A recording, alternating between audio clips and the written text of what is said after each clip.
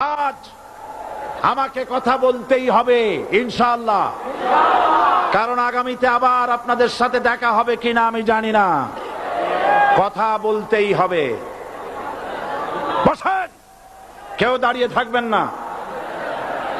আমি দেখতে পাচ্ছি বাংলাদেশের ভাগ্য আকাশে উত্তর গগনে কালো মেঘ জমা হয়েছে। ঝড়ের পূর্বাভাস লক্ষ্য করছি। যদি মোকাবেলা করতে না পারেন সক্ষম ভাবে, এমন অন্ধকার গাঢ় কালো অমাবস্যার রাত আসতে পারে যার সুবে সাদেক হওয়া অসম্ভব। সুতরাং আপনারা কি কাপুরুষের মতো কাফের মুশরিকদের গোলামি করে মরতে চান? বিড়ালের মতো 500 বছর বেঁচে থাকার কোনো লাভ নাই। সিংহের মতো 1 ঘন্টা বাঁচতে চাই। আমাদেরকে বলা হয় সাম্প্রদায়িক উস্কানিমূলক কথা নাকি আমি বলি। পত্রপত্রিকা দিছে না তারা? সাম্প্রদায়িক উস্কানি কথা, সাম্প্রদায়িক উস্কানিমূলক কথা বলি। সেই জন্যই বোধহয় শত শত মুসলিম আমাদের কাছে এসে মুসলমান হয়। মানুষে আর বোকা বানানো যাবে না। যাবে কি? আর বোকা বানানো যাবে? তারপর বলছে কি?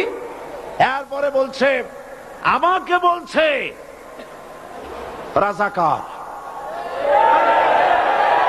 শুনে রাখো চট্টগ্রামের লক্ষ লক্ষ জনতা, পার্লামেন্টে যখন আমাকে এই কথা বলা হয়েছিল, আমার পার্লামেন্টের কলিগ জাফরুল্লাহ চৌধুরী সাহেব বসে আছেন এখানে।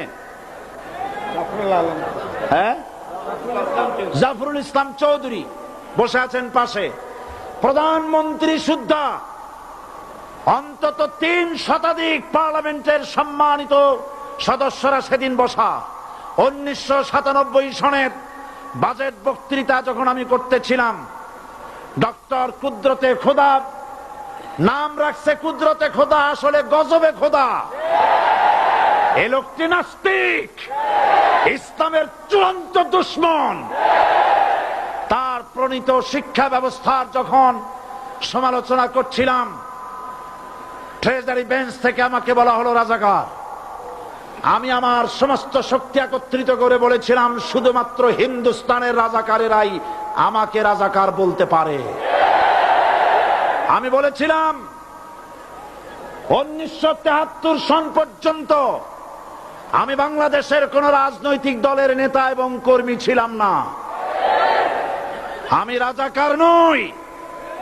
আমাকে রাজাকার বলে যদি তাকেও প্রমাণ করতে না পারে 10 কোটি টাকার মানহানি মামলা দায়ের করব। আমার এই বক্তব্য সারা দুনিয়া শুনেছে। পার্লামেন্টে আমার এই বক্তব্য রেকর্ড হয়ে আছে। সেদিন 3 শতাধিক পার্লামেন্ট মেম্বারের কেউ আমার চ্যালেঞ্জ গ্রহণ করেন নাই। যে কোনো ব্যক্তি পার্লামেন্টে গিয়ে আমার বক্তৃতা দেখে আসতে পারেন।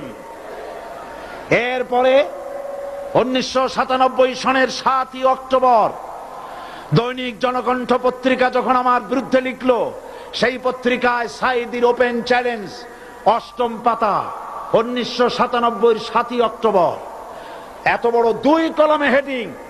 সেখানে আমি বলেছি বাংলাদেশের সকল সাংবাদিক, গোয়েন্দা বিভাগ, বাংলাদেশের সকল বুদ্ধিজীবীকে আমি আমার পিরোজপুরে আমন্ত্রণ করছি।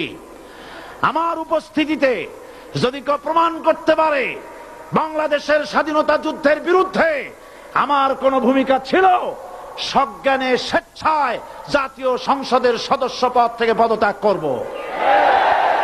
3 বছর পার হয়ে গেছে, আজ পর্যন্ত কেউ এই চ্যালেঞ্জের মোকাবেলা করে নাই।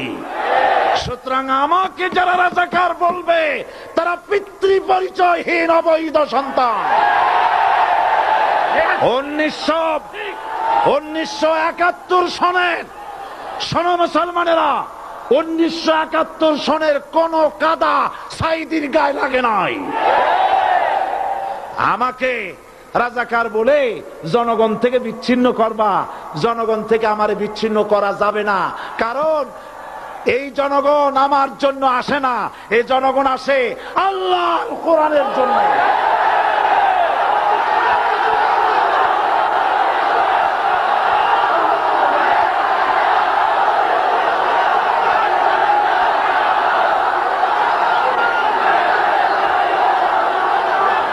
আজকে আর যারা ইসলামের কথা বলে, তারাই রাজাকার, তারাই মৌলবাদী। মৌলবাদী বললে আমরা অসন্তুষ্ট হই না, কারণ মৌলবাদী শব্দটা আসছে মূল থেকে। মৌল শব্দ এসেছে মূল থেকে। মূলবাদী তার মানে যারা মূলে আছে। মূল হলো কোরআন, মূল হলো হাদিস, মূল হলেন আল্লাহ, মূল হলেন আল্লাহ রসুল। আমরা আছি মূলে। এখন বলেন তো মূলের শক্তি বেশি না আগার শক্তি বেশি? আমাদের যারা মৌলবাদী বলে ওরা হলো আগাবাদী। মূলে আছে কত কোটি? 12 কোটি। মূলে আছে কত কোটি? আর আমাদের যারা মৌলবাদী বলে ওই থাকো গাছের আগায়, আমরা মূলে। লাভালাভি বেশি করবা না, 12 কোটিতে গাছের গোড়া আসতে নানা দেবে, মামু বাড়ি দিল্লি গিয়ে পড়বা, বাংলার জমিনে জায়গা হবে না। এ কথা বিশ্বাস করো। বাংলাদেশের মুসলমানদের শরীরে এক বিন্দু রক্ত থাকতে শয়তানের তৈরি করা ধর্ম নিরপেক্ষ মতবাদ বাংলার জমিনে কায়েম হতে দেওয়া হবে না, হবে না।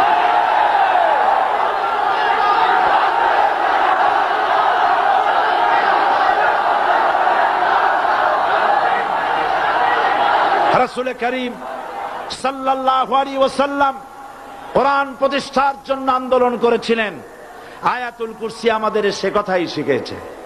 আল্লাহ রাব্বুল আলামিন বলেন, আল্লাহু লা ইলাহা ইল্লা হুয়াল হাইয়ুল কাইয়্যুম। প্রাণ খুলে পড়েন, আল্লাহু লা ইলাহা ইল্লা হুয়াল হাইয়ুল কাইয়্যুম। আল্লাহ হচ্ছেন তিনি, যিনি ছাড়া কোনো ইলাহ নাই, আইনদাতা নাই, বিধানদাতা নাই। আমরা মানুষের তৈরি করা আইন মানি না। 12 কোটি মুসলমানের দেশে আইন তৈরি করবে মানুষ, আমরা মানব না। পার্লামেন্টে তৈরি হতে হবে কোরআন দিয়ে, পার্লামেন্টে আইন তৈরি হতে হবে কোরআন দিয়ে। সুতরাং ভয় যতই পান আর যতই ষড়যন্ত্র করেন, 4 দল যখন একত্রিত হয়েছে, ঐক্যবদ্ধ থাকবে, সরকার ঐক্যবদ্ধভাবে গঠন হবে, নির্বাচন ঐক্যবদ্ধভাবে হবে এবং কোরআন হবে, আল কোরআনের পার্লামেন্ট হবে বাংলাদেশে।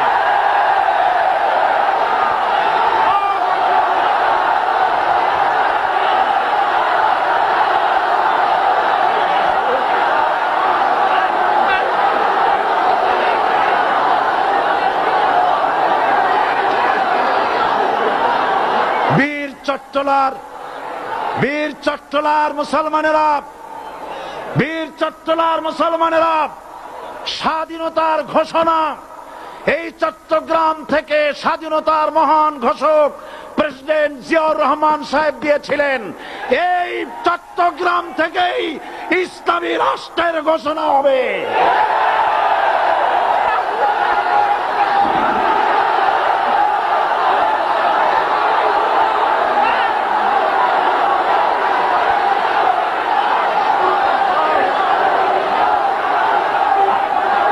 আশাবাদী আপনারা অবশ্যই তা পারবেন। আমি 100% বিশ্বাস করি ইনশাআল্লাহ। কারণ যে ষড়যন্ত্রের মোকাবেলা করে স্থানীয় রাজনৈতিক দলের নেতৃবৃন্দ কোরআনের মাহফিল সিনায় এনেছেন, আমি প্রথম দিনেই বলেছি চট্টগ্রাম তাফসিরুল কোরআন মাহফিল কোন রাজনৈতিক দলের প্রতিনিধিত্ব করে না। এটা কোন জামাত শিবিরের একক সম্পদ নয়, এটা চট্টগ্রামের মুসলমানদের কলিজার টুকরা তাফসিরের মাহফিল। সুতরাং এই মাহফিল চট্টগ্রামে থাকবে ইনশাআল্লাহ কিয়ামত পর্যন্ত। 144 ধারা 288 হয়ে গেছে, ষড়যন্ত্র পায় পায় চলে গেছে। আমি ওই সব ছেলেদের বলি, সরকারি দলের ছাত্র হইয়া মুসলমানদের বিপক্ষে যাইও না। এদেশের ভাগ হয়ে